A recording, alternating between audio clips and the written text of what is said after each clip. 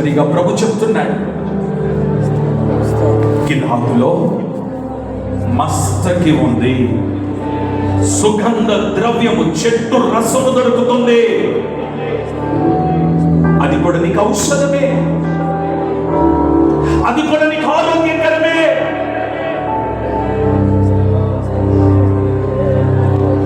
మూడవది, అందులోనే మాట, గిలాదులో పోలేముంది.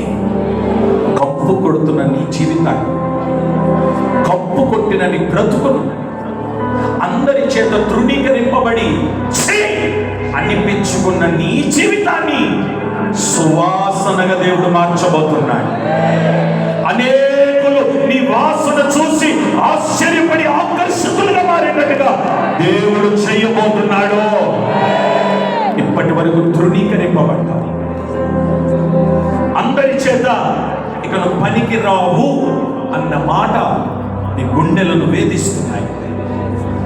ఎవరు బిడ్డ, ఎందుకు బ్రతుకు